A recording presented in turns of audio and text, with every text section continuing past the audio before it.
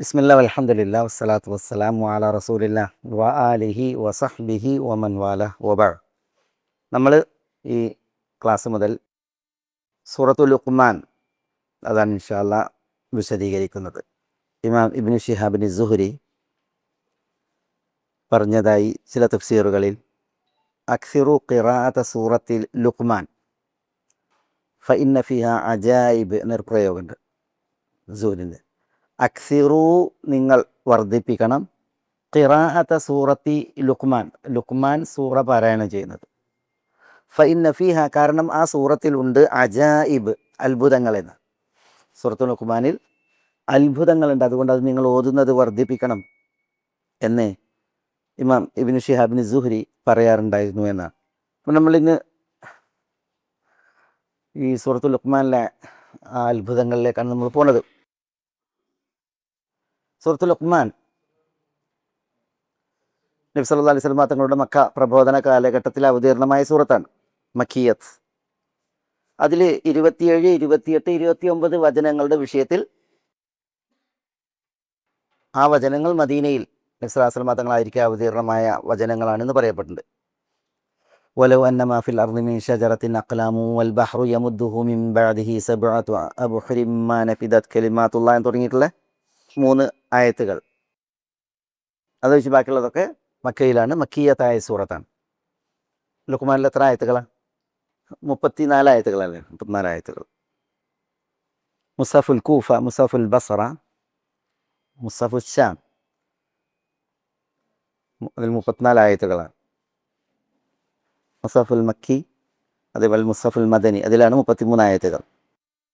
നമ്മൾ ഇന്ന് പരിശോധിക്കുന്നത് സൂറത്തുമായി ബന്ധപ്പെട്ട വിശേഷങ്ങൾ പറയാം. ഇന്ന് നമ്മൾ എന്തുകൊണ്ട് സൂറത്തു ലുഖ്മാൻ, എന്തുകൊണ്ടാണ് സൂറത്തുൽ ലുഖ്മാൻ എന്ന പേര് വന്നത്?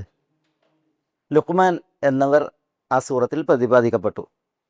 ലുഖ്മാൻ എന്നവരുടെ പേര് 2 തവണ വലഖദ് ആതൈനാ ലുഖ്മാനൽ ഹിക്മ, അതുപോലെ വഇദ് ഖാല ലുഖ്മാനു ലിബ്നിഹി, 2 തവണ ലുഖ്മാൻ എന്ന പേര് ഈ സൂറത്തിൽ വന്നത് കാരണത്താലാണ് ആ സൂറത്തിന് സൂറത്തുൽ ലുഖ്മാൻ എന്ന പേരിട്ടത്.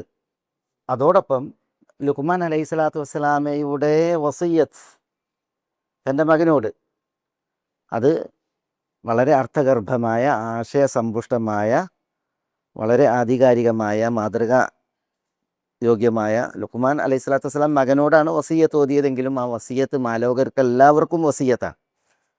അങ്ങനെയുള്ള വസിയ്യത്തുകൾ, ലുഖ്മാൻ അലൈഹി സ്വലാത്തു വസ്സലാമയുടെ വസിയ്യത്തുകൾ പരാമൃഷ്ടമായ സൂറത്തായത് കാരണത്താലാണ് ഈ സൂറത്തിന് ലുഖ്മാൻ എന്ന പേര് വന്നത്. ഈ സൂറത്തിൽ പരാമൃഷ്ടമായ വ്യക്തിത്വത്തെക്കുറിച്ചാണ് ഇന്ന് നമ്മൾ ചില കാര്യങ്ങൾ മനസ്സിലാക്കുന്നത്. ലുഖ്മാൻ അലൈഹിസ്സലാം, അദ്ദേഹത്തിൻ്റെ വിഷയത്തിൽ കുറേ ചർച്ചകളുണ്ട്. അദ്ദേഹത്തിൻ്റെ പേര്, നാട്, തൊഴിൽ, അദ്ദേഹം ആരായിരുന്നു എന്ന വിഷയത്തിൽ, പിന്നെ അദ്ദേഹത്തിൻ്റെ ശാരീരിക പ്രകൃതം, സ്വഭാവം, ഇങ്ങനെ തുടങ്ങി പല വിഷയങ്ങളിൽ ചരിത്രങ്ങളിൽ പല കാര്യങ്ങൾ പരാമൃഷ്ടമാണ്. ഇത് സഹസ്രാബ്ദങ്ങൾക്കപ്പുറം ജീവിച്ചൊരു മഹാനാണ്. ആ മഹാനെക്കുറിച്ച് ചരിത്ര ഗ്രന്ഥങ്ങളെ ആശ്രയിക്കുക, അവലംബിക്കുക എന്നുള്ളതല്ലാതെ മറ്റു വഴിയില്ല. ഏറ്റവും പ്രധാനവും മുഖ്യവുമായിട്ട് നമുക്ക് എന്താണ്? അള്ളാഹു സുബ്ഹാനഹു വ തആല അദ്ദേഹത്തെക്കുറിച്ച് വിശുദ്ധ ഖുർആനിൽ പറഞ്ഞതാണ്. അതുപോലെ നബി സല്ലല്ലാഹു അലൈഹി വസല്ലം തങ്ങളിൽ നിന്ന് വന്ന പിന്നെ സഹിയായിട്ടുള്ള അധ്യാപനങ്ങളാണ്. അത് നമുക്ക് ചില സൂറത്ത് പഠിച്ചു വരുമ്പോൾ അതിൽ വരും. പക്ഷേ ഏറെക്കുറെ മുഫസ്സിറുകളൊക്കെ ഇദ്ദേഹത്തിൻ്റെ സൂറത്തിനെ തഫ്സീർ ചെയ്ത് തുടങ്ങുമ്പോൾ ലുഖ്മാൻ അലൈഹി സ്വലാത്തു വസ്സലാമയെ കുറിച്ചുള്ള വിഷയങ്ങൾ പറയും. അപ്പോൾ അതാണ് നമ്മൾ ഇന്ന് ചില കാര്യങ്ങൾ മനസ്സിലാക്കുന്നത്. അത് നമുക്ക് ചില കാര്യങ്ങളിൽ വലിയ പാഠങ്ങളുമുണ്ട്. അപ്പോൾ ഈ ലുഖ്മാൻ എന്നവർ, അദ്ദേഹം നബിയാണ്, അതല്ല അദ്ദേഹം ഒരു വലിയാണ്? നബിയാണെന്ന് അഭിപ്രായപ്പെട്ടവരുണ്ട്. ആമിറു ഷാബിയും ഇക്രിമ മൗല ഇബ്നു അബ്ബാസും ഇദ്ദേഹം നബിയായിരുന്നു എന്നുള്ള അഭിപ്രായക്കാരാണ്. പക്ഷേ മഹാഭൂരിപക്ഷവും ഇദ്ദേഹം നബിയല്ല, അദ്ദേഹം ഒരു വലിയുൻ സാലിഹ്, ഒരു സൽവൃദ്ധനായ വലിയായിരുന്നു എന്നുള്ളതാണ്. ഇബ്നു അബ്ബാസ് റളിയല്ലാഹു തആല എന്ന് പറഞ്ഞത് അദ്ദേഹം ഒരു ഖാദിയായിരുന്നു, വലിയായിരുന്നു എന്നുള്ളതാണ് കൂടുതൽ പണ്ഡിതന്മാരുടെയും പക്ഷം. അദ്ദേഹം ദാവൂദ് അലൈഹി സ്വലാത്തു വസ്സലാമയുടെ സമകാലീനനായിരുന്നു എന്ന് പറയപ്പെട്ടിട്ടുണ്ട്. ദാവൂദ് അലൈഹി സ്വലാത്തു വസ്സലാം ഇവിടെ ജീവിക്കെ ഇദ്ദേഹം ദാവൂദ് അലൈഹി സ്വലാത്തു വസ്സലാമയുടെ അടുക്കലേക്ക് ഷാമിലേക്ക് വന്ന ചരിത്രമുണ്ട്. ഇദ്ദേഹത്തിൻ്റെ അസിൽ ഇദ്ദേഹം നൗബക്കാരനാണ്. നൗബ എന്ന് പറഞ്ഞത്, നൗബ എന്ന് പറയുന്ന നാട് ഏതാ? ആഫ്രിക്ക, ഈ മിസറിൻ്റെ, ഈജിപ്ത്, മിസറിൻ്റെ തെക്ക് സുഡാൻ ഭാഗത്ത്, ഇന്നത്തൊക്കെ സുഡാനിലായിരിക്കാം, ഒരു പർവ്വതമുണ്ട്, അതാണ് നൗബ. അവിടെയുള്ള ആളുകൾക്കാണ് നൗബി എന്ന് പറയാം, നൗബക്കാരൻ. ചിലർ പറഞ്ഞത് ഇദ്ദേഹം ഹബശക്കാരനാണെന്നാണ്. ഹബശ എന്ന് പറഞ്ഞാൽ നൗബ എന്ന് പറഞ്ഞെങ്കിലും ഏകദേശം ആ നാട്ടുകാരൻ, ആ ഭാഗത്തുള്ള ആഫ്രിക്കൻ നാട്ടുകാരനാണ്. ഇദ്ദേഹം ഒരു അടിമയായിരുന്നു. സ്വതന്ത്രനാണെന്ന് പറഞ്ഞവരുണ്ട്, പക്ഷെ അടിമ എന്നുള്ളതാണ് ശരി. ഇബ്നു അബ്ബാസ് റളിയല്ലാഹു പറഞ്ഞത് ഇദ്ദേഹം ഒരു അബ്ദ്, അടിമയായിരുന്നു എന്നുള്ളതാണ്. അടിമയാണ്. അടിമയാകുമ്പോൾ ഉടമക്ക് തൊഴിലെടുത്ത് ജീവിക്കുന്ന ആളാണ്. പക്ഷേ ലുക്മാൻ എന്നവരുടെ ഉടമ ലുക്മാനിൽ അസൂയാലുവായി. കാരണം എന്താ? ഈ അടിമയെ തേടി ആളുകൾ വരും, ഉടമയെ തേടി ആരും വരില്ല. അപ്പോൾ അടിമയോട് ചോദിക്കുകയാണ് ഉടമ, എന്തുകൊണ്ട് താങ്കളെ തേടി ആളുകൾ വരുന്നു? ഞാൻ ഉടമയായിട്ടും എൻ്റെ അടുക്കൽ ആരും വരുന്നില്ല. അപ്പോൾ ലുക്മാൻ എന്നവർ അദ്ദേഹത്തോട് പറഞ്ഞു എന്നാണ്, തർക്കുക യാനീക് വൻഷിഗാലുക ബിമാ ലാ യാനീക് യുബ്ഇദുൻ നാസ അൻക്, തർക്കി മാ ലാ യാനീനി വഫിഅലി മാ യാനീനി ജാഅൻ നാസ് യതീനി. ഈ രീതിയിൽ അദ്ദേഹം പറഞ്ഞതാണ്. അതായത് താങ്കളെ ബാധിക്കാത്ത കാര്യങ്ങൾ അതിൽ താങ്കൾ സജീവാണ്, താങ്കളെ ബാധിക്കുന്ന വിഷയത്തിൽ താങ്കൾ വിരക്തനാണ്. അതുകൊണ്ട് തന്നെ താങ്കളെ ആളുകൾ എന്ത് ചെയ്യുന്നു? വിഗണിക്കുന്നു, ഒഴിവാക്കുന്നു, താങ്കളുടെ അടുക്കലേക്ക് ആളുകൾ വരാതിരിക്കുന്നു. എന്നാൽ എന്നെ ബാധിക്കാത്ത വിഷയങ്ങളിൽ ഞാൻ വ്യാപൃതനല്ല, എന്നെ ബാധിക്കുന്ന വിഷയത്തിൽ ഞാൻ വ്യാപൃതനാണ്. അതുകൊണ്ട് തന്നെ ആളുകൾക്ക് ഞാൻ ആവശ്യക്കാരനുമാണ്, അതുകൊണ്ട് ആളുകൾ എന്നിലേക്ക് വരുന്നു എന്ന് പറഞ്ഞു. അപ്പോൾ ആ പ്രതികരണം ഈ ഉടമക്ക് വലിയ ഇഷ്ടമായി തോന്നി. മാത്രമല്ല ലുക്മാൻ എന്നവരുടെ വിഷയത്തിൽ ചില പരീക്ഷണങ്ങൾ ഞാൻ ഒരിക്കൽ ക്ലാസ്സിൽ പറഞ്ഞില്ലേ, എന്താ പറഞ്ഞത്? ഒരാടിനെ അറുത്തിട്ട് അതിൽ 2 ഏറ്റവും നല്ല അവയവങ്ങൾ കൊണ്ടുവരാൻ പറഞ്ഞു. അപ്പോൾ ഇയാൾ നാവും കൽബും കൊണ്ടുവന്നു. പിന്നെ ഒരാടിനെ അറുത്തിട്ട് അതിൽ ഏറ്റവും മോശം അഖ്ബസ് ആയ അവയവം കൊണ്ടുവരാൻ പറഞ്ഞു. അപ്പോഴും നാവും കൽബും കൊണ്ടുവന്നു. അപ്പോൾ അതെന്ത് എന്ന് ചോദിച്ചപ്പോൾ ഉടമയോട് ഈ അടിമ പറഞ്ഞത്, ഇദാ താബ ലൈസ ഫീഹ അത്യബ് മിൻഹുമ ഇദാ താബ വലൈസ ഫീഹ അഖ്ബസ് മിൻഹുമ ഇദാ ഖബുസ. ഒരു മൃഗത്തിൽ നന്നായാൽ ഇതിനോളം നല്ല ഒന്നുമില്ല, വടക്കായാൽ ഇവയോളം വടക്കായ ഒന്നുമില്ല, നാവും കൽബും. അങ്ങനെ യുക്തിയുടെ വർത്തമാനങ്ങൾ, യുക്തിയുടെ പ്രവൃത്തികൾ, ഇതായിരുന്നു ലുക്മാൻ എന്ന അടിമ. അതുകൊണ്ടാണ് യജമാനൻ നൗബയിൽ നിന്ന് അദ്ദേഹത്തെ മോചിപ്പിച്ചത്, സ്വതന്ത്രരായി പോകാൻ പറഞ്ഞു. അപ്പോൾ അദ്ദേഹത്തിന് സ്വാതന്ത്ര്യം കിട്ടിയപ്പോൾ അദ്ദേഹം പിന്നെ ആളുകൾ തന്നെ ചുറ്റിപ്പറ്റി കഴിയുന്നത് കണ്ടപ്പോൾ അദ്ദേഹം എന്ത് ചെയ്തു? അദ്ദേഹത്തിൻ്റെ ആദർശ രക്ഷാർത്ഥം അവിടുന്ന് നൗബയിൽ നിന്ന് വിട്ടു. അങ്ങനെയാണ് ഷാമിലെത്തുന്നത്. ഷാമിലെത്തിയ അദ്ദേഹത്തെ ദാവൂദ് അലൈഹി സ്വലാത്തു വസ്സലാം പരിചയപ്പെട്ടു. ദാവൂദ് അലൈഹി സ്വലാത്തു വസ്സലാം പരിചയപ്പെട്ടപ്പോൾ പിന്നെ മകൻ സുലൈമാനെ പഠിപ്പിക്കാൻ വേണ്ടിയിട്ട് നിശ്ചയിച്ചു എന്നാണ്. ദാവൂദ് അലൈഹി സ്വലാത്തു വസ്സലാം മകൻ സുലൈമാൻ അലൈഹി സ്വലാത്തു വസ്സലാമെ പഠിപ്പിക്കാൻ വേണ്ടിയിട്ട് നിശ്ചയിച്ചു എന്നാണ്. ഈ ദാവൂദ് അലൈഹി സ്വലാത്തു വസ്സലാമയും അദ്ദേഹത്തിൽ വലിയ സ്വാധീനത്തിലായി എന്ന് പറഞ്ഞിട്ടുണ്ടെങ്കിൽ, ദാവൂദ് അലൈഹി സ്വലാത്തു വസ്സലാം ഈ അത്ഭുത പ്രവൃത്തികളുണ്ട്, മോജിസത്തുകൾ, അദ്ദേഹത്തിൻ്റെ മോജിസത്തുകളിൽപ്പെട്ടതായിരുന്നു. വഅലന്ന ലഹുൽ ഹദീദ്, അള്ളാഹു സുബ്ഹാനഹു വ തആല ഇരുമ്പിനെ ഒരുക്കി അദ്ദേഹത്തിന്. ഇരുമ്പ് നമ്മൾ ദ്രാവകം കൊണ്ട് കാണിക്കുന്നത് പോലെ അദ്ദേഹത്തിന് ഇരുമ്പ് കൊണ്ട് കാണിക്കാൻ കഴിയുമായിരുന്നു എന്നാണ്. ഇരുമ്പ് ഖരവസ്തുവാണ്, പക്ഷേ നമ്മൾ ദ്രാവകം എങ്ങനെയൊക്കെ ഉപയോഗിക്കുന്നു അതേപോലെ ദാവൂദ് അലൈഹി സ്വലാത്തു വസ്സലാം ഇരുമ്പ് ഉപയോഗിക്കുമായിരുന്നു എന്നാണ്. പക്ഷെ അതുകൊണ്ട് തന്നെ എല്ലാവരും ചോദിക്കും ദാവൂദ് അലൈഹി സ്വലാത്തു വസ്സലാമിനോട് ഇതിനെക്കുറിച്ച്, അദ്ദേഹം ചെയ്യുമ്പോൾ ഇതെങ്ങനെ ചെയ്യുന്നു കാര്യങ്ങൾ. പക്ഷേ ഈ ലുക്മാൻ ചോദിക്കുമായിരുന്നില്ല എന്നാണ്. ലുക്മാൻ നോക്കിയിരിക്കും. അപ്പോൾ ദാവൂദ് അലൈഹി സ്വലാത്തു വസ്സലാം ചോദിച്ചു, എല്ലാവരും എന്നോട് ചോദിക്കണം ഞാൻ ചെയ്യുന്ന കാര്യങ്ങൾ, അങ്ങനത്തെ ചോദിക്കാത്തത്. അപ്പോൾ പറയാണ്, ഞാൻ ഒരു പ്രവൃത്തി വീക്ഷിക്കും, നിരീക്ഷിക്കും. ശരി, ആ നിരീക്ഷണത്തിൽ എനിക്ക് മനസ്സിലായിട്ടുണ്ടെങ്കിൽ ചോദ്യത്തിൻ്റെ ആവശ്യമല്ല, വെറുതെ ഒരു ചോദ്യം അല്ലേ. മനസ്സിലായിട്ടില്ലെങ്കിൽ ഞാൻ ചോദിക്കും, അപ്പോൾ ചോദിക്കേണ്ട അവസ്ഥയാണ്. അപ്പോൾ അങ്ങനത്തെ പ്രതികരണങ്ങൾ മനസ്സിലായത്. അതാണ് ഈ ലുക്മാൻ അലൈഹി സ്വലാത്തു വസ്സലാമയെ ദാവൂദ് അലൈഹി സ്വലാത്തു വസ്സലാം മകനെ അധ്യാപകനായിട്ട് നിശ്ചയിക്കാൻ കാരണമായത് എന്നൊക്കെ ചരിത്രത്തിൽ വായിക്കാം. ലുക്മാൻ അലൈഹി സ്വലാത്തു വസ്സലാം അദ്ദേഹത്തിൻ്റെ പിതാവാര് അല്ലെങ്കിൽ കുടുംബമേതി എന്നൊക്കെ വിഷയത്തിൽ ഇതേപോലെ ചരിത്രങ്ങൾ കാണാം. ലുക്മാൻ ഇബ്നു ബാഊറ എന്നാണ്. ബാഊറ എന്ന് പറയുന്ന വ്യക്തിയുടെ മകനാണ് ലുക്മാൻ. ഈ ബാഊറ എന്നുള്ളത് നാഹൂർ എന്നുള്ള വ്യക്തിയുടെ പേരാണ്.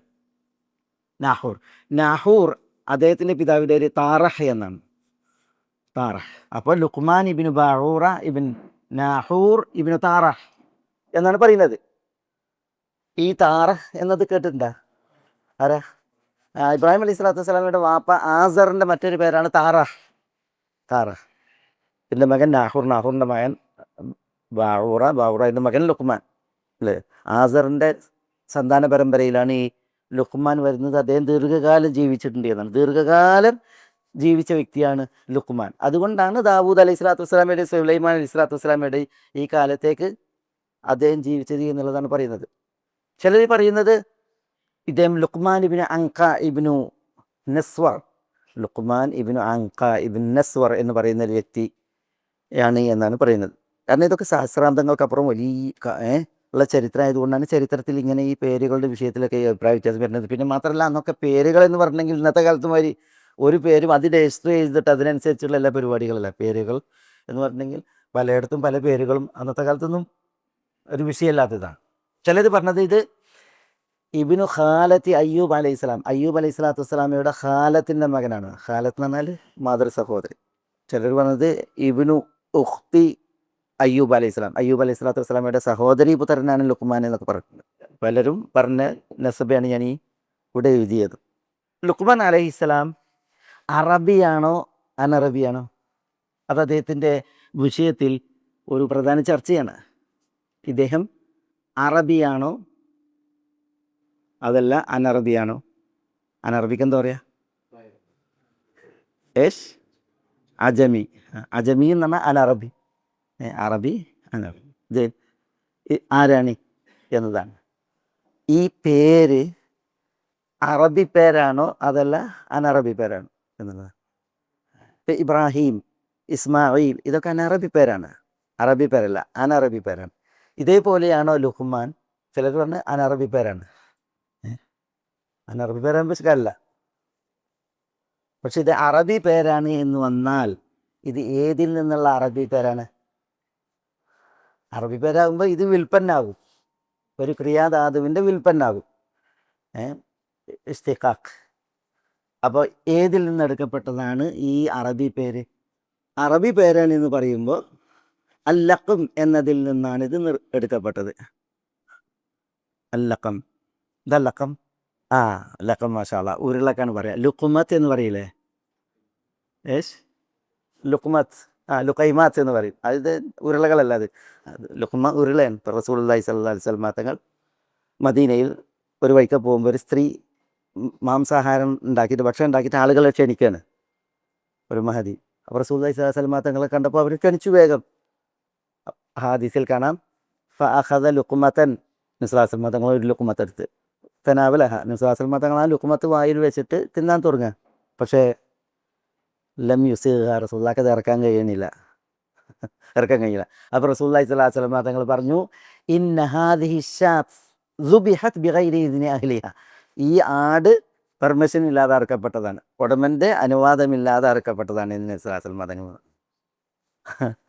അപ്പോൾ ആ ഉമ്മ എന്നിട്ട് പറഞ്ഞ്, യാ റസൂലല്ലാഹ്, ഇന്ന ലാ നഹ്തസിമു മിൻ ആലി സഅദ് ബിൻ മുആദ് വഹും ലാ യഹ്തസിമൂന മിന്ന. റസൂലെ, സഅദ് ബിൻ മുആദ് പ്രമുഖ സഹാബി അൻസാരി, ആ കുടുംബത്തിൻ്റെ എന്തെങ്കിലും ഒരു സംഗതി എടുത്തു നിന്നതിൽ ഞങ്ങൾ ഒരു ലജ്ജ കാണിക്കേണ്ടതില്ല, അവർ ഞങ്ങളുടേത് എടുത്തു നിന്നതിൽ ഒരു ലജ്ജ കാണിക്കേണ്ടതില്ല എന്ന് പറഞ്ഞെങ്കിൽ, സഅദ് ബിൻ മുആദ് റളിയല്ലാഹു അൻഹുവിൻ്റെ കുടുംബത്തിൽ എന്തൊക്കെ ഉണ്ടോ ഞങ്ങൾക്ക് അത് അനുവദനീയമാണ്. ആടാണെങ്കിൽ ഞങ്ങൾക്ക് അറുത്ത് തിന്നാം, മുട്ടക്കാണെങ്കിൽ അറുത്ത് തിന്നാം, ഒരു പ്രശ്നം ഓൽക്ക് ഇങ്ങോട്ടും അങ്ങനെ തന്നെ. ഞങ്ങളുടെ സ്വത്ത് മുഴുവൻ അവർക്ക് സ്വത്താണ്, അവരുടെ സ്വത്ത് മുഴുവൻ ഞങ്ങൾക്ക് സ്വത്താണ്.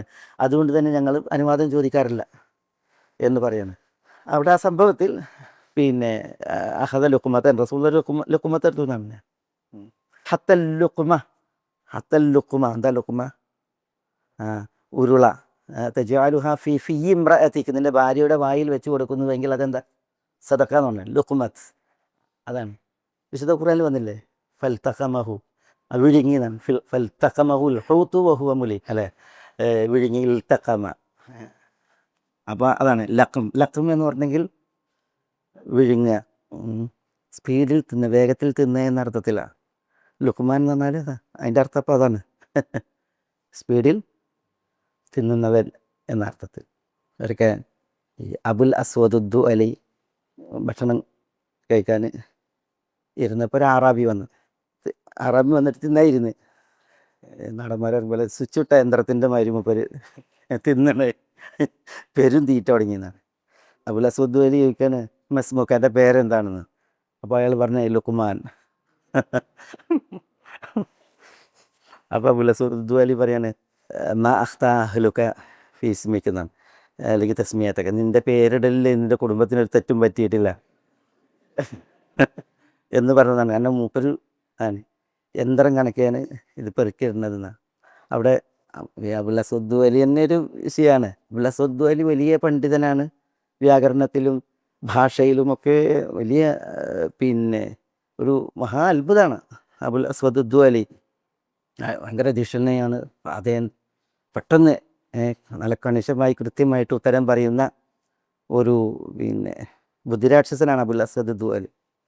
അലി റളിയല്ലാഹു തആല അൻഹുവിൻ്റെ കൂടെ എപ്പോഴും ഉണ്ടായിരുന്നു. അലി റളിയല്ലാഹു അൻഹുവിൻ്റെ സമകാലികൻ.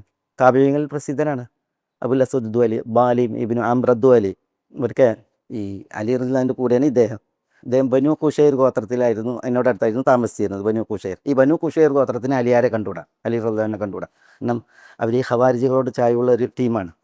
പക്ഷെ അവർക്ക് അബുൽ അസ്വദ് അലിയെ താല്പര്യമാണ്, അതുകൊണ്ടാണ് അവിടെ പോയി തുറന്നത്. പക്ഷേ അലിയാരോടൊപ്പമാണ് അബുൽ അസ്വദ് അലി എന്നറിയുന്നത് കാരണത്താൽ അവർക്ക് ആ നിലക്ക് വെറുപ്പുണ്ട്. അപ്പോൾ ഇരുളിൻ്റെ മറവിൽ രാവിൽ ഇവരെന്ത് ചെയ്തും അബുൽ അസ്വദ് അലിയെ കല്ലെറിയുന്നതാണ്. എന്തിനാ കല്ലെറിയുന്നത്? ഈ അലി റളിയല്ലാഹുവിനോടുള്ള ഇത് കാരണത്താൽ അവരുടെ വെറുപ്പ്. അന്നത്തെ കാലത്ത് അങ്ങനെയാണ് രാഷ്ട്രീയ പ്രശ്നങ്ങൾ. അപ്പോൾ ഒരിക്കൽ അബുൽ അസ്വദ് അലി ബനു കുശൈറിനോട് പറഞ്ഞു തന്നാണ്, നിങ്ങളല്ലേ എന്നെ കല്ലെറിയണത്? അപ്പോൾ അവർ പറഞ്ഞ്, ഞങ്ങളല്ല നിന്നെ കല്ലെറിയുന്നത്, ഞങ്ങളെ കല്ലെറിയുന്നത് അള്ളാഹുവാണ് നിങ്ങളെ എറിയുന്നതെന്ന് പറഞ്ഞു. അപ്പോൾ അബുൽ അസ്വദ് അലി പറയുന്നത്, പെട്ടെന്ന് അവരോട് പറയാണ്, ഖദബ്തും വല്ലാഹ് ലൗ അന്നല്ലാഹ റമാനി ല അസാബനി, നിങ്ങൾ പറഞ്ഞ കളവാണ്. കാരണം അള്ളാഹുവാണ് എറിഞ്ഞത് എങ്കിൽ, എന്നെയാണ് എറിഞ്ഞത് എങ്കിൽ എൻ്റെ പേര് തെറ്റൂല, പിഴക്കൂല, കൃത്യമായിട്ട് വീഴും. പക്ഷേ നിങ്ങളാണ് എറിയുന്നതെന്നുള്ള തെളിവാണിത്. എനിക്ക് കൊള്ളണില്ല. അള്ളാഹു അല്ല എറിയുന്നത്, അള്ളാഹുവാണ് എറിഞ്ഞതെങ്കിൽ തെറ്റൂല, നിങ്ങളാണ് എറിയുന്നത് ഇരുളിൻ്റെ മറവിൽ തന്നെ എന്ന് പറഞ്ഞിട്ട് അദ്ദേഹം പ്രതികരിച്ചു എന്നാണ്. ആ ഖദബ്തും അല്ല, നിങ്ങൾ പറയുന്നത് കളവാണ് എന്ന് പറഞ്ഞിട്ട് മുമ്പരത് പറഞ്ഞു എന്നാണ്. അവർ ഉത്തരം മുട്ടിച്ചു എന്നുള്ളതാണ്. അല്ല കൊല്ലി ഈ അബുൽ അസ്വദ് അലി ഞാൻ പറഞ്ഞിട്ടുണ്ട്, അദ്ദേഹം ചരിത്രത്തിൽ എല്ലാ കഴിവുകളുണ്ട്. പക്ഷേ ചില മനുഷ്യന്മാരല്ലേ, പ്രകൃതിയിൽ മൂപ്പർക്ക് എന്താണ്, ഇവർക്കൊരു പിശുക്കനായിട്ടാണ് അറിയപ്പെട്ടുള്ളത്. മൂപ്പര് ബഖീൽ എന്ന് പറയാൻ പാടുള്ളതല്ല, ബഖീൽ അദ്ദേഹത്തിന് ഉണ്ടായിരുന്നു എന്നുള്ളതാണ്. ഏതായാലും അദ്ദേഹത്തിൻ്റെ മുന്നിലാണ് എന്ത് ചെയ്യുന്നത്, ഇദ്ദേഹം ഇരുന്നിട്ട് ഈ തീറ്റ. അപ്പോഴാണ് പറയുന്നത്, എൻ്റെ പേരെന്താണെന്ന് ചോദിച്ചപ്പോൾ എൻ്റെ കുടുംബത്തിന് പേരിട്ടതിലൊരു തെറ്റും പറ്റിയിട്ടില്ല എന്ന് പറഞ്ഞു എന്നാണ്. അലാ കുല്ലിൻ ഇതാണ് ലുക്മത്ത്, ലഖ്മിൽ നിന്നാണ് ലുക്മാൻ. അതിനാൽ പേര് അറബിയാണ്. ഇതാണ് ഒരു വിഭാഗത്തിൻ്റെ വിഭാഗം പറഞ്ഞതല്ല, ഇത് അജമി പേരാണ്, അനറബി പേരാണ്, ഇത് അറബിയല്ല. രണ്ടായാലും ലുക്മാൻ എന്നുള്ള പേര് വ്യാകരണ പ്രകാരം ഗൈറു മുൻസരിഫ് എന്ന് പറയും. ഗൈറു മുൻസരിഫ് എന്ന് പറഞ്ഞാൽ ഗൈറു മുനവ്വൻ, ഇതിൽ തൻവീന് വരില്ല. ലുക്മാനുൻ, ലുക്മാനൻ ഇങ്ങനെ പറയില്ല. പിന്നെ ഇത് കെസ്റത്ത് കൊണ്ട് ജെറ് ചെയ്യപ്പെടില്ല, ഫതഹത്ത് കൊണ്ടാണ് ജെറ് ചെയ്യപ്പെടുക എന്നുള്ളതാണ്. അതിൽ കുറേ വ്യാകരണ ചർച്ചകൾ കാണാൻ സാധിക്കും. അജമിയാണ് എങ്കിൽ അനറബി അലമാണ്. ഉജുമത്തും അലമിയത്തും കാരണത്താൽ ഇത് ഗൈറു മുൻസരിഫാണ്. അറബി അലമാണെങ്കിൽ അലമിയത്ത് കൊണ്ടും അലിഫുൻ നൂനും ചേർന്നത് കൊണ്ടും ഇത് ഗൈറു മുൻസരിഫാണെന്നൊക്കെ ചർച്ച. ഇപ്പോൾ ഇവിടെ നിങ്ങൾ ഉൾക്കൊള്ളാൻ വേണ്ടിയിട്ട് പറയല്ല, അതുമായി ബന്ധപ്പെട്ടൊരു വിവരം തഫ്സീറിൽ വായിച്ചതൊന്നും ഉണർത്തിയെന്ന് മാത്രം. ക്ലാസ് കേൾക്കുന്നതിൽ ചിലർ പഠിപ്പിക്കുന്ന ആളുകളുണ്ടാവും എന്നുള്ളവർക്ക്. അലാ കുല്ലിൻ വിഷയം ഇനി ഈ ലുക്മാൻ അലൈഹി സ്വലാത്തു വസ്സലാം, അദ്ദേഹം അള്ളാഹു സുബ്ഹാനഹു വ തആല അദ്ദേഹത്തെ ശാശ്വതമാക്കി. എന്തുകൊണ്ടാണ് അള്ളാഹു അദ്ദേഹത്തെ ശാശ്വതമാക്കിയത്? അത് മനസ്സിലാക്കാനാണ് ചില കാര്യങ്ങൾ നമ്മളിവിടെ ഇനി ഉണർത്തുന്നത്. അദ്ദേഹത്തെ ശാശ്വതമാക്കി. വിശുദ്ധ ഖുർആൻ ഓതുന്ന കാലം അത്രയും ലുഖ്മാൻ അലൈഹി സ്വലാത്തു വസ്സലാം സ്മരിക്കപ്പെടും. അതെന്തുകൊണ്ട് എന്നുള്ളതാണ് നമ്മളിവിടെ മനസ്സിലാക്കുന്നത്. ലുഖ്മാൻ അലൈഹി സ്വലാത്തു വസ്സലാമയുടെ ശരീരം അദ്ദേഹം പിന്നെ കറുത്ത തൊലിപ്പുറമുള്ള ഒരു വ്യക്തിയായിരുന്നു, അസ്വദുൽ ബഷറ. അതേപോലെ തന്നെ അദ്ദേഹം ഒരു അടിമയായിരുന്നു. അദ്ദേഹം അഫ്തസ് എന്ന അദ്ദേഹത്തിൻ്റെ അഫ്തസ് എന്ന ചപ്പിയ മൂക്കുള്ള ആൾ. പിന്നെ അദ്ദേഹം ഖസീർ. എന്താ ഖസീർ? അദ്ദേഹം ഷോർട്ടായിരുന്നു. അലീമുഷഫത്തൈൻ. എന്താ അലീമുഷഫത്തൈൻ പറഞ്ഞേ? ഇരു ചുണ്ടുകളും കട്ടിയായിരുന്നു. അതേപോലെ തന്നെ മുഷ്രിഫുൽ ഖദമൈൻ. രണ്ട് കദമുകളും മുഷ്രിഫായിരുന്നു പറഞ്ഞാൽ ഇങ്ങനെ കദമുകൾ ഇങ്ങനെ തുറിച്ചിട്ട്, ഈ മടമ്പുകൾ തുറിച്ച ചില ആഫ്രിക്കൻ വംശജരെ നമുക്ക് കാണാം.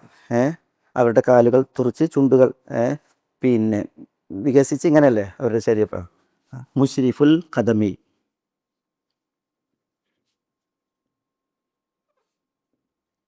ഇതൊക്കെയാണ് ഒരാൾ എങ്കിൽ അയാളുടെ ശരീരം ഒന്ന് വലിച്ചു നോക്കും നിങ്ങൾ. ഇമാം സഈദ് ഇബ്നുൽ മുസയ്യബ് റഹ്മത്തുള്ളാഹി അലൈഹിയോട് ഒരാൾ മസല ചോദിച്ചു വരുന്നുണ്ട്. അപ്പോൾ മനുഷ്യന് ഒരു കറുത്ത തൊലിപ്പുറമുള്ള ആളായിരുന്നു, ഭയങ്കര കറുത്ത തൊലിപ്പുറമുള്ള ഒരു മനുഷ്യനായിരുന്നു. അപ്പോൾ ഇമാം സഈദ് ഇബ്നുൽ മുസയ്യബ് അദ്ദേഹത്തോട് പറയുന്നുണ്ട്, പിന്നെ താങ്കൾ ഒരു കറുത്ത മനുഷ്യനാണ് എന്നുള്ളതിൽ താങ്കൾ ഒരിക്കലും ദുഃഖിക്കരുത്. കാരണം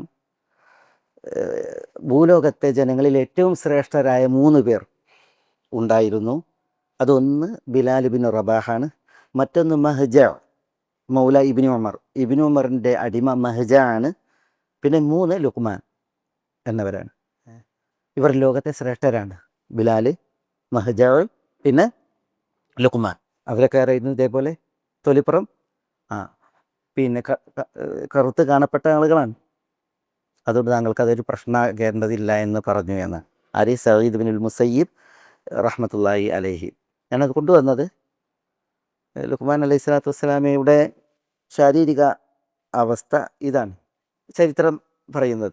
പക്ഷേ എന്നാലും അദ്ദേഹത്തിൻ്റെ ഹൽക്ക് എന്നാൽ അദ്ദേഹത്തിൻ്റെ സൃഷ്ടിപ്പിൻ്റെ പ്രത്യേകതയാണിത്. എന്നാൽ അദ്ദേഹത്തിൻ്റെ ഹുലുക്ക് എന്താ? ഹുലുക്ക് സ്വഭാവം. അദ്ദേഹത്തിൻ്റെ സ്വഭാവം മനസ്സിലാക്കാൻ നമുക്കൊരായത്ത് വരും. ആയത്ത് നമുക്ക് വിശദീകരിക്കും. വലഖദ് ആതൈന ലുഖ്മാനൽ ഹിക്മ. അള്ളാഹു പറയുന്നത് വലഖദ് ആതൈന, അള്ളാഹുവാണ് തീർച്ചയായും നാം നൽകിയിട്ടുണ്ട് ലുഖ്മാനെ എന്ത് നൽകിയിട്ടുണ്ട്? അൽ ഹിക്മത്ത് നൽകിയിട്ടുണ്ട്. വമൻ ഊതി എന്താണ് പറഞ്ഞത്? വമൻ യുഅ്തൽ ഹിക്മത ഫഖദ് ഊതിയ ഖൈറൻ കസീറ എന്നാണ് അള്ളാഹു പറഞ്ഞത്. വല്ലവർക്കും ഹിക്മത്ത് നൽകപ്പെട്ടിട്ടുണ്ടെങ്കിൽ അയാൾക്ക് ഖൈറൻ കസീറൻ, ധാരാളം ഖൈറുകൾ, നന്മകൾ നൽകിയിട്ടുണ്ടെന്ന് അള്ളാഹു സുബ്ഹാനഹു വ തആല പറയുന്നു. ആ അള്ളാഹുവാണ് ലുഖ്മാൻ എന്നവർക്ക് എന്ത് നൽകിയത്? ഹിക്മത്ത് നൽകിയത്. അപ്പോൾ ഹിക്മത്ത് കിട്ടിയിട്ടുണ്ടെങ്കിൽ പിന്നെ അയാൾക്ക് എന്ത് കുറഞ്ഞാലും ഒരു പ്രശ്നമല്ല. ശാരീരികമായി ഉപരിപ്ലവമായി എന്ത് കുറഞ്ഞാലും എന്തില്ല, ഒരു നഷ്ടമല്ല, ഒരു പ്രശ്നമല്ല എന്നുള്ളത്. അദ്ദേഹത്തിന് ഹിക്മത്തുണ്ട്. ലുഖ്മാൻ എന്നവരോട് ചോദിക്കുന്നുണ്ട്, നോക്കിയേ, അദ്ദേഹം അഫ്തസാണ്, ചപ്പിയ മൂക്കാണ്, പിന്നെ അലീമുഷഫത്തൈനാണ്, ചുണ്ടുകൾ. അദ്ദേഹത്തിൻ്റെ അതരങ്ങളുടെ പ്രത്യേകത ഇതാണ്. അപ്പോൾ ഒരാൾ വന്നിട്ട് അദ്ദേഹത്തോട് ചോദിക്കുന്നുണ്ട്, മാ അഖ്ബഹ വജ്ഹക് എന്ന്. മാ അഖ്ബഹ വജ്ഹക് എന്താ അതിനർത്ഥം? നിങ്ങളുടെ മുഖം എത്ര വിരൂപമാണ് എന്ന് ചോദിക്കുന്നുണ്ട്. അപ്പോൾ അദ്ദേഹത്തിൻ്റെ പ്രതികരണം, അദ്ദേഹം ഹിക്മത്തുള്ള ആളാണ്.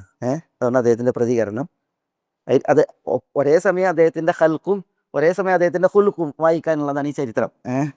മാ അഖ്ബഹ വജ്ഹക്, അങ്ങയുടെ മുഖം എത്ര വിരൂപം എന്ന് പറഞ്ഞപ്പോൾ ലുഖ്മാൻ അദ്ദേഹത്തോട് പ്രതികരിച്ചത് തഈബു അലൻ നഖ്ഷ് അം അലൻ നഖാശ് എന്നാണ്. ചോദ്യമാണ്, തഈബു അലൻ നഖ്ഷ് അം അലൻ നഖാശ് എന്നാണ്. അതിനർത്ഥം നഖ്ഷ് എന്താ? നഖ്ഷ് ശരിക്കും കൊത്തുപണിക്കാണ് പറയാം. ഇപ്പോൾ നമ്മളൊരു കൊത്തുപണി ചെയ്യൂലേ, അതിനാണ് പറയാം അല്ലേ? ഇത് കൊത്തുപണിയല്ലേ? ഇതിൽ കണ്ണ് വെച്ചു, കാത് വെച്ചു, പിന്നെ കാതല്ല മൂക്ക് വെച്ചു, കാത് വെച്ചു അല്ലേ? പിന്നെ അതേപോലെ തന്നെ ഇതിൽ എന്തൊക്കെ ചുണ്ടുകളുണ്ട്, പല്ലുകളുണ്ട്, നാവുണ്ട്. അതേപോലെ തന്നെ എത്ര പിന്നെ കാര്യങ്ങൾ അള്ളാഹു സുബ്ഹാനഹു വ തആല ഇത് സൃഷ്ടിച്ചതല്ലേ? ഇത് നഖ്ഷ്. ഈ നഖ്ഷിനെയാണോ നീ കുറ്റപ്പെടുന്നത്, അതല്ല നഖാശിനെയാണോ? നഖാശ് എന്ന് പറഞ്ഞാൽ എന്താ? ഈ കൊത്തുപണി ചെയ്യുന്ന ആള് അതാരാ? ആ, അള്ളാഹുവാണ്. അതാണ് ചോദിച്ചത്. നഖ്ഷിനെയാണോ നീ കുറ്റപ്പെടുന്നത് അതല്ല നക്കാശിനെയാണോ എന്ന് ചോദിച്ചു എന്നാണ്. അതാണ് അയാൾ ഉത്തരം മുട്ടിച്ചു എന്നുള്ളതാണ്. അതെല്ലാവരോടും നമുക്ക് ചോദിക്കാവുന്ന ഒരു വിഷയമാണ്. ചിലപ്പോൾ ചിലരുടെ കളറിൻ്റെ പേരിൽ ചിലർ ആക്ഷേപിക്കും, ചിലരുടെ ഉയരത്തിൻ്റെ പേരിൽ ആക്ഷേപിക്കും, ചിലരുടെ പിന്നെ ശാരീരികമായിട്ടുള്ള ചില ഉപരിപ്ലവ ഘടനയെയും അതേപോലെ തന്നെ അവസ്ഥയെയും ചിലർ എന്ത് ചെയ്യും, ആക്ഷേപിക്കും, അല്ലെങ്കിൽ അതിൽ പരിഹസിക്കും, കുറ്റപ്പെടുത്തും. അപ്പോൾ അവർ ശരിക്ക് കുറ്റപ്പെടുത്താൻ ആരെയാണ്? ഈ നിറം നൽകിയ, ഈ ഘടന നൽകിയ, ഈ രൂപം നൽകിയ റബ്ബിനെയാണ്. അത് ചോദിച്ചു എന്നാണ്. നഖ്ഷിനെയാണോ നീ ആക്ഷേപിക്കുന്നത് അല്ല നക്കാശിനെയാണോ എന്ന് ചോദിച്ചു എന്നാണ് ലുഖ്മാൻ അലൈഹിസ്സലാം. ഏതായാലും അദ്ദേഹത്തിൻ്റെ ഈ ഖുലുഖ് സ്വഭാവം അറിയിക്കുന്ന ഒരു വിഷയം അദ്ദേഹത്തോട് ചോദിക്കുന്നുണ്ട്. അദ്ദേഹം ഈ ഹിക്മത്തിൻ്റെ വിഷയത്തിൽ വിശ്രുതനായി ആളുകൾക്കിടയിൽ അദ്ദേഹം വളരെ പ്രസിദ്ധനായി. ഒരിക്കലേ അദ്ദേഹം ഒരു യാത്ര കഴിഞ്ഞ് വരികയാണ്, ദീർഘയാത്ര കഴിഞ്ഞ് വരികയാണ് ലുഖ്മാൻ. യാത്ര കഴിഞ്ഞ് വന്നപ്പോൾ പിന്നെ അദ്ദേഹം നാട്ടിലെത്തി. പിന്നെ ചോദിക്കണം അദ്ദേഹത്തിൻ്റെ കുടുംബത്തെക്കുറിച്ചാണ്. ഖൈഫ അബി, എൻ്റെ വാപ്പ എങ്ങനെയുണ്ട്? അപ്പോൾ അദ്ദേഹത്തെ സ്വീകരിച്ച വ്യക്തി പറഞ്ഞു, മാ താബൂക്ക്, അങ്ങയുടെ വാപ്പ മരിച്ചിരിക്കുന്നു, മാപ്പ മരിച്ചു. അപ്പോൾ ഉടൻ അൽഹംദുലില്ലാ തവല്ലൈതു അംരി, അൽഹംദുലില്ലാ തവല്ലൈതു അംരി എന്ന് പറഞ്ഞു. ഞാൻ ഉത്തരം എന്ന് പറയാം. പിന്നെ ചോദിച്ചു തന്നെ ഖൈഫ ഉമ്മി, എൻ്റെ ഉമ്മ എങ്ങനെയാണ്? പറഞ്ഞു മാത്തത്ത് ഉമ്മുക്ക്, നിങ്ങളുടെ ഉമ്മ മരിച്ചിരിക്കുന്നു. അപ്പോൾ അദ്ദേഹം പറഞ്ഞു ദഹബ ഹമ്മി എന്ന് പറഞ്ഞു. പിന്നെ ചോദിച്ചു ഖൈഫ സൗജത്തി, എൻ്റെ കുടുംബിനി എങ്ങനെ? മാത്തത്ത് സൗജത്തുക്ക്, നിങ്ങളുടെ കുടുംബിനി മരിച്ചിരിക്കുന്നു.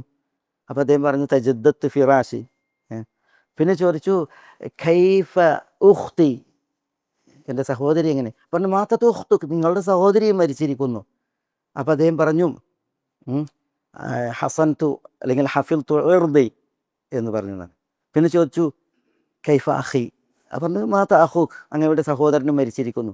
ലുഖ്മാൻ ദീർഘകാലം ജീവിച്ച ആളാണ്. അപ്പോൾ അദ്ദേഹം ഈ യാത്രയിൽ ദീർഘകാലം കഴിഞ്ഞാണ് മടങ്ങുക. അപ്പോൾ ആ മടക്കത്തിൽ നാട്ടിലേക്ക് തിരിച്ച് മടങ്ങിയപ്പോൾ ചോദിക്കുകയാണ്, അവസാനം ചോദിച്ചത് സഹോദരനെ കുറിച്ചാണ്. കൈഫ അഖി, പറഞ്ഞു മാത്ത അഖൂഖ്, നിങ്ങളുടെ സഹോദരനും മരിച്ചിരിക്കുന്നു. അപ്പോൾ പറഞ്ഞു ഇൻഖസമ ബഹരി, ഇൻഖസമ ബഹരി, എൻ്റെ മുതുകുടി ഒടിഞ്ഞു എന്നാണ്. എന്താ പിന്നെ വാപ്പ എന്നെ ചോദിച്ചപ്പോൾ വാപ്പ മരിച്ചു പറഞ്ഞു. അപ്പോൾ അദ്ദേഹം അൽഹംദുലില്ലാ തവല്ലൈതു അംരി, ഞാൻ എൻ്റെ കാര്യങ്ങൾ ഇപ്പോൾ ഏറ്റെടുത്തു. കാരണം വാപ്പുണ്ടെങ്കിൽ മുഴുവൻ കാര്യങ്ങളും ഇല്ല, വാപ്പാണ് കുറേ കാര്യങ്ങളുടെ ചുമതല. വാപ്പ മരിച്ചപ്പോൾ ഇനി കാര്യങ്ങളെല്ലാം എന്നിലേക്ക്. ഉമ്മ എന്തെന്ന് ചോദിച്ചപ്പോൾ ഉമ്മ മരിച്ചു എന്നാണ്. അപ്പോൾ പറഞ്ഞു ദഹബ ഹമ്മി, എന്താ ദഹബ ഹമ്മി, എൻ്റെ ടെൻഷൻ പോയി എന്നാണ്. കാരണം എന്താ, ഉമ്മ ഉണ്ട് എങ്കിൽ ആ ഉമ്മയെ പരിചരിക്കണം. ഉമ്മയാണ് സ്വർഗത്തിലേക്കുള്ള വാതിൽ, ആ വാതിൽ കാത്ത് സൂക്ഷിക്കണം. അതിനെന്താ വേണ്ടത്? ഉമ്മയ്ക്കുള്ള സൽപരിചരണമാണ്. മനസ്സിലായില്ലേ? അപ്പോൾ ഉമ്മ മരിച്ചു എന്ന് പറഞ്ഞപ്പോൾ അദ്ദേഹം പറഞ്ഞു എൻ്റെ ടെൻഷൻ പോയി. മറ്റേന്താണ്, ഞാൻ ഉമ്മയുടെ വിഷയത്തിൽ അർഹമായത് നൽകുമോ, ഉമ്മയെ പരിചരിക്കാനാവുമോ, കൃത്യമായത് നോക്കാനാവുമോ എന്നുള്ള ടെൻഷൻ, അതാണ് ആ ടെൻഷൻ പോയി എന്ന് പറയും. പിന്നെ പറയാണ് സൗജത്ത്, ഭാര്യനെ കുറിച്ച് ചോദിച്ചപ്പോൾ മാത്ത സൗജത്ത്. അപ്പോൾ പറയണ ഇതെന്താ തജദ്ദത്തു ഫിറാഷി, എന്താ തജദ്ദത്തു ഫിറാഷി എന്നാണ്? ഫിറാഷ് എന്താ, വിരിപ്പല്ലേ. തജദ്ദത്ത് പറഞ്ഞെന്താ, അത് മാറ്റണം എന്ന് പറഞ്ഞെന്താ, അങ്ങനെ നമ്മൾ പെട്ടെന്ന് അതാണ് വായിക്കണത്. അതല്ല തജദ്ദത്ത് ഫിറാഷി എന്ന് പറഞ്ഞിട്ടുണ്ടെങ്കിൽ, ഇപ്പോൾ ഒരാൾക്ക് അയാളുടെ ഭാര്യ ജീവിച്ചിരിക്കെ ആ ഭാര്യയുടെ വിരിപ്പിൽ ഒരാളെ സമ്മതിക്കുമോ? ഭാര്യ ഇല്ല, ഒരിക്കലും സമ്മതിക്കില്ല. അപ്പോൾ ഇനി മറ്റൊരു കല്യാണം ഞാൻ കഴിക്കുകയാണെങ്കിൽ തന്നെയും ആദ്യ ഭാര്യയോട് ജീവിച്ചിരുന്നെങ്കിൽ അവൾ സമ്മതിക്കാത്തൊരു കാര്യമാണ് അവരുടെ വിരിപ്പ് മറ്റൊരാൾക്ക് സമ്മതിക്കില്ല എന്നുള്ളത്. അതുകൊണ്ട് എനിക്ക് വിരിപ്പ് മാറ്റണം എന്ന് പറഞ്ഞിട്ടുണ്ടെങ്കിൽ ആദ്യ ഭാര്യയുടെ ആ വികാരത്തെ ഞാൻ മാനിക്കണം, മരിച്ചാലും. അതാണ് അതിൻ്റെ ഉദ്ദേശം. അല്ലാതെ രണ്ടാം കെട്ടിന് അവസരമായി എന്നുള്ളതല്ല. പലരും അങ്ങനെയാണ് അത് വായിച്ചത്. പിന്നെ മറ്റൊന്ന് തജദ്ദത്ത് ഫിറാഷി എന്ന് പ്രതികരിക്കാൻ കാരണം അല്ലേ, ഇനി ഒരു പുതിയ ജീവിത സഖിയെ കണ്ടെത്തുകയാണ് എങ്കിൽ ഈ മറ്റൊരാളോടൊത്ത് ശയിച്ചത് അവൾക്ക് നൽകുക എന്ന് പറഞ്ഞെങ്കിൽ പറ്റൂല, അതൊരു മാന്യതല്ല. അതുകൊണ്ട് തന്നെ അവൾക്ക് മറ്റൊരു മണിയറ ഒരുക്കുക, എന്നിട്ട് അവരെ ആദരിക്കുക എന്നുള്ളതാണ് അദ്ദേഹത്തിൻ്റെ ആ ഒരു പ്രതികരണത്തിൻ്റെ ലക്ഷ്യം. പിന്നെ മൂന്നാമത്തേത് ഉഖ്ത് മരിച്ചു എന്ന് പറഞ്ഞപ്പോൾ ഹഫിൽത്ത് ഒയർലി എന്നാണ്, ഞാൻ എൻ്റെ അഭിമാനത്തെ കാത്തു എന്നാണ്. കാരണം എന്താ, സഹോദരിമാർ ഉണ്ടല്ലോ, അവരിൽ നിന്ന് വരുന്ന അപജയം ആങ്ങളായിരിക്കും എന്താ, അതവർക്ക് അഭിമാനത്തിന് ക്ഷതാണ്. മനസ്സിലായില്ലേ? അപ്പോൾ അതാണ് അദ്ദേഹത്തിൻ്റെ പ്രതികരണം ലക്ഷ്യം. പിന്നെ അഹിനെ കുറിച്ച് ചോദിച്ചപ്പോൾ മാത്ത അഹൂഖ്, അങ്ങയുടെ സഹോദരൻ മരിച്ചിരിക്കുന്നു. അപ്പോൾ ഇൻഖസമ ബഹരി എന്നാണ്, എൻ്റെ മുതുകൊടിഞ്ഞു എന്നാണ്. എന്താ അതിൻ്റെ അർത്ഥം? സഹോദരങ്ങൾ പാരസ്പര്യം അല്ലേ, ഒന്നൊന്നിനെ പൂരിപ്പിക്കുന്നതും അതേപോലെ തന്നെ സഹോദരങ്ങൾ ഒത്തിട്ടുണ്ടെങ്കിൽ എന്താണ്, അതൊരു ബലമാണ്. ഒരു സഹോദരൻ പോയിട്ടുണ്ടെങ്കിൽ മനസ്സിലായില്ലേ, നടുവൊടിഞ്ഞ പോലെയാണ്. പക്ഷെ എന്ത് വേണം, സഹോദരന്മാരാകണം. അപ്പം ഞാൻ പറഞ്ഞതെന്താ വെച്ചാൽ, ഞാൻ ഇത് കൊണ്ടുവന്നതെന്ന് വെച്ചാൽ, ഇതാണ് ലുഖ്മാൻ അലൈഹി സ്വലാത്തു വസ്സലാം. അദ്ദേഹത്തിൻ്റെ പ്രതികരണങ്ങളൊക്കെ ഇങ്ങനെ വളരെ യുക്തിദീക്ഷയുള്ള പ്രതികരണങ്ങളാണ്. അത് കാരണത്താൽ അദ്ദേഹം എല്ലായിടത്തും എന്തായി, പ്രസിദ്ധനായി. ലുഖ്മാൻ എന്നവർ പ്രസിദ്ധനായി. ഇദ്ദേഹത്തോട് ചോദിക്കുകയാണ്, അതാണ് അദ്ദേഹത്തിൻ്റെ സ്വഭാവമാണ് നമ്മുടെ വിഷയം.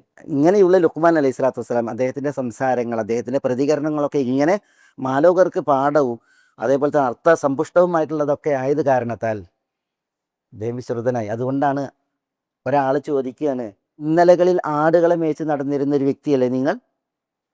ഇന്നലകളിൽ നിങ്ങൾ ഒരു അടിമയായിരുന്നില്ലേ? കൈഫ ബലഗത ഇലമ തറ, നിങ്ങൾ ഈ ഒരവസ്ഥയിലേക്ക് എത്തിയത് എങ്ങനെയെന്നാണ് ചോദിക്കുന്നത്. നിങ്ങൾ ഇങ്ങനെ ഒരു അവസ്ഥയിലേക്ക് എത്തി എങ്ങനെയെന്ന് ചോദിക്കാൻ.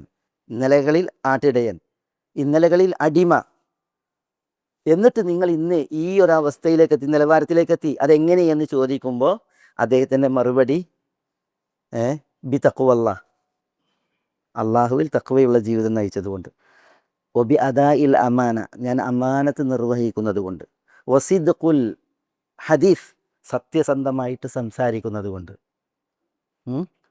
വതർക്കി മാല യഅനീനി, എന്നെ ബാധിക്കാത്ത വിഷയങ്ങൾ ഞാൻ അതിലിടപെടാത്തത് കൊണ്ട്. അതേപോലെ തന്നെ വകസ്റത്തു സുംത്, കസ്റത്തു സുംത് എന്ന് പറഞ്ഞാൽ കൂടുതൽ സമയവും ഞാൻ ആരാണ്?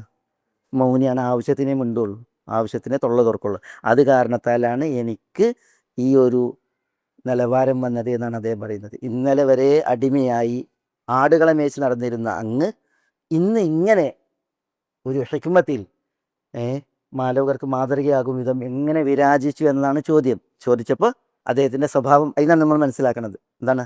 അദാഉൽ അമാന, അമാനത്തിൻ്റെ നിർവഹണം. വിശ്വസിച്ചേൽപ്പിച്ചാൽ അത് കൃത്യമായിട്ട് നിർവഹിക്കുക. പിന്നെ സിദ്ഖുൽ ഹദീസ്, സത്യസന്ധമായി സംസാരിക്കുക. തഖ്വ, അള്ളാഹുവിലുള്ള തഖ്വ, പഠിച്ചവനെ പേടി.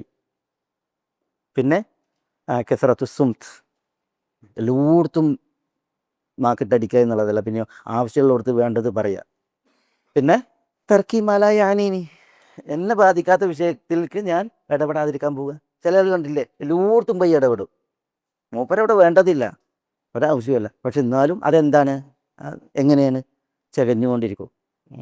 ഇസ്ലാം മതങ്ങളിൽ നിന്ന് ഉദ്ധരിക്കുന്ന ഒരു ഹദീസിനുണ്ട്, മിൻ ഹുസ്നി ഇസ്ലാമിൽ മർഇ തർക്കുഹു മാ ലാ യാനി, ഒരു മനുഷ്യൻ്റെ ഇസ്ലാമിനെ മേന്മ കൂട്ടുന്ന കാര്യങ്ങൾപ്പെട്ടതാണ് തന്നെ ബാധിക്കാത്തത് ഒഴിവാക്കുക എന്നുള്ളത്.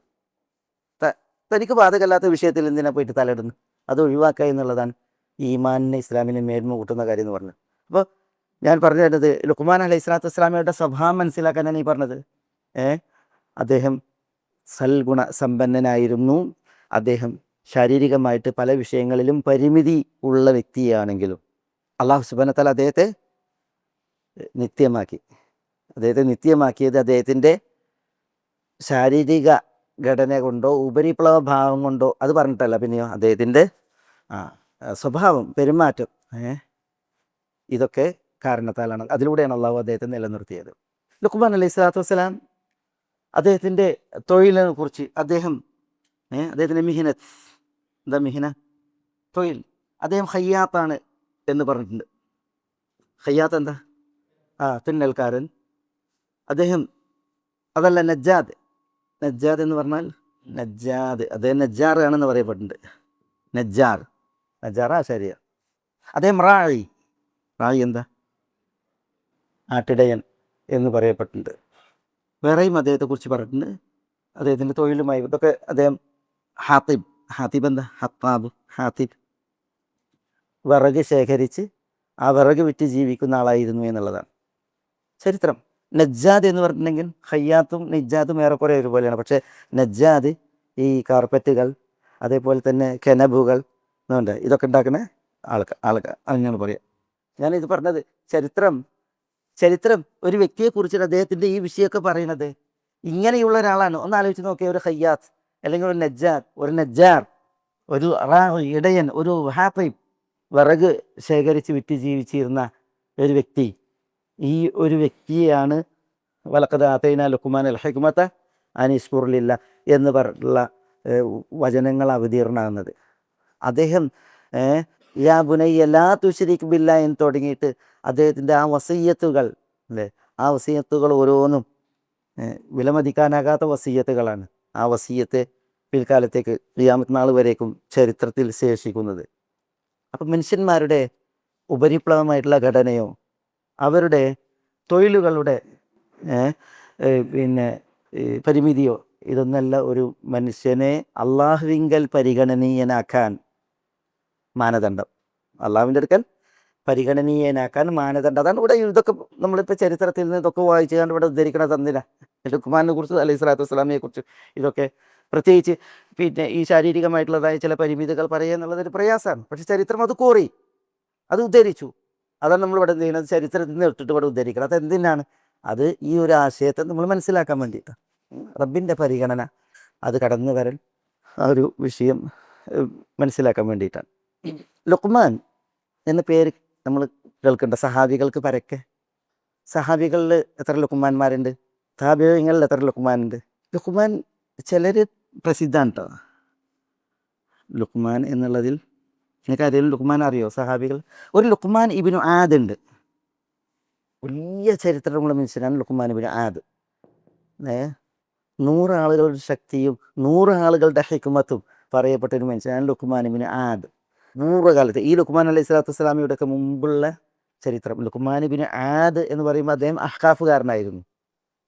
ഷദ്ദാദ് ബിൻ ആദ് എന്ന് പറഞ്ഞ ഒരു ഭരണാധികാരി ഉണ്ടായിരുന്നു. വലിയ ചരിത്രമുള്ള ഭരണാധികാരി.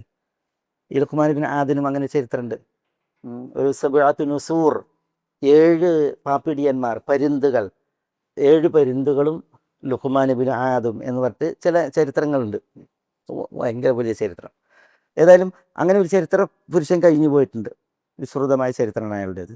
അയാൾക്ക് 100 മനുഷ്യരുടെ ഹിക്മത്തും ഉണ്ടായിരുന്നു, 100 മനുഷ്യരുടെ കരുത്തും ഉണ്ടായിരുന്നു എന്നാണ് ഈ ലുഖ്മാൻ ഇബ്നു ആദിൻ. അത് വളരെ ചരിത്രങ്ങൾക്ക് മുമ്പ് മക്കയുടെ ചരിത്രത്തിലൊക്കെ നമ്മൾ വായിക്കും. കഅബയുടെ ചരിത്രത്തിൽ, ജബൽ അബി ഖുബൈസിൻ്റെ ചരിത്രത്തിൽ, സബീർ മലയുടെ ചരിത്രത്തിലൊക്കെ ഇദ്ദേഹത്തിൻ്റെ ചരിത്രവുമായി ബന്ധപ്പെട്ട് കുറേ കിസ്സകൾ വായിക്കും. ലുഖ്മാൻ ഇബ്നു ആദ് എന്ന പോലെ തന്നെ ലുഖ്മാൻ ഇബ്നു ഷബ്ബ ഉണ്ട്. ഈ ലുഖ്മാൻ ഇബ്നു ഷബ്ബ സഹാബിയാണ്. സഹാബികൾ നമ്മൾ വായിക്കുന്ന ഏക സഹാബി ഈ ലുഖ്മാൻ എന്ന പേരിൽ ഈ വ്യക്തിയാണ്. ലുഖ്മാൻ ഇബ്നു ഷബ്ബ ഇബ്നു മുഅയ്ത് അൽ അബസി. നബി സ്വല്ലല്ലാഹു അലൈഹി വസല്ലം തങ്ങളുടെ അടുക്കലേക്ക് ബനു അബസ് ഗോത്രത്തിൽ നിന്ന് 9 പേർ വന്നു. 9 പേർ നബി സ്വല്ലല്ലാഹു അലൈഹി വസല്ലം തങ്ങൾക്ക് ബയ്യത്ത് ചെയ്തിട്ട് സ്വീകരിക്കാൻ. അതിലൊരാളായിരുന്നു ലുഖ്മാൻ ഇബ്നു ഷബ്ബ ഇബ്നു മുഅയ്ത് അൽ അബസി. ആകെ ഒരു സഹാബിയാണ് ഈ പേര്.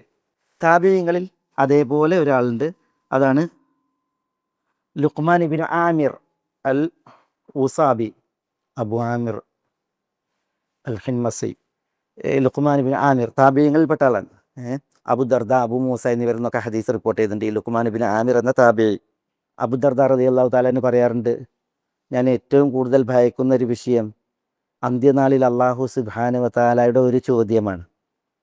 ആ ചോദ്യം മാദാ അമിൽത ഫീമ അലിംത്, മാദാ അമിൽത ഫീമ അലിംത്. എങ്ങനെ എഴുതുക? മാദാ അമിൽത അല്ലേ? ഇദ്ദേഹം റിപ്പോർട്ട് ചെയ്യുന്ന ഹദീസാണത്. അമിൽത, നീ എന്ത് ചെയ്തു? ഫീമ ഫീമ അലിംത, അലിംത, നീ അറിഞ്ഞതിൽ, പഠിച്ചതിൽ നീ എന്ത് ചെയ്തു എന്ന ചോദ്യം.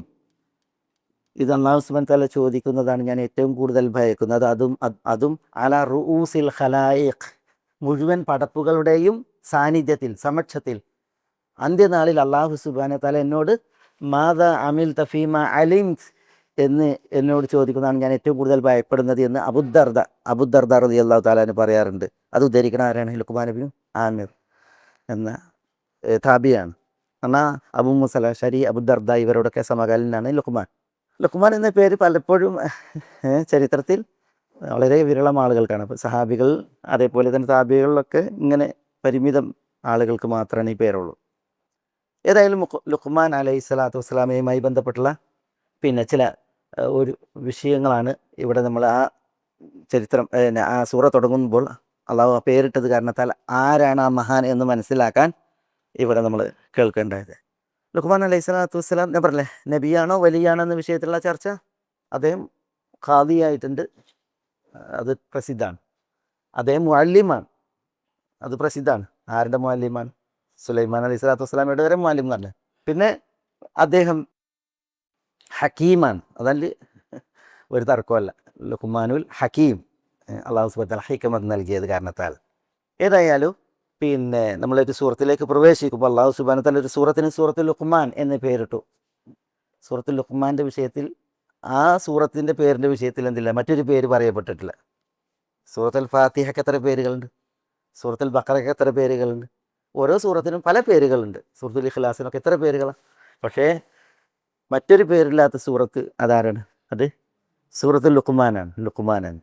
അപ്പോൾ ഈ പേരിന് അടിസ്ഥാനമായ ആ വ്യക്തിത്വം ആര്, അത് ചരിത്രം പിന്നെ അന്വേഷിച്ചത് അല്ലെങ്കിൽ ചരിത്രം കോറിയത്, അതാണ് ഞാനിവിടെ അതിൻ്റെ ഒരു പിന്നെ വിഷയം ചിലതിവിടെ ഉണർത്തിയത്, ഓർമ്മയിലുള്ളത് ഞാനിവിടെ കേൾപ്പിച്ചത്. അല്ലാഹു അലം. ഇൻഷാ അല്ലാഹ് സൂറത്തുമായി ബന്ധപ്പെട്ടും അതേപോലെ തന്നെ ഇനി സൂറത്തിൻ്റെ തുടക്ക ഭാഗവും അടുത്ത ക്ലാസ്സിൽ ബിഇദ്നില്ലാഹ്. അസ്സലാമു അലൈക്കും.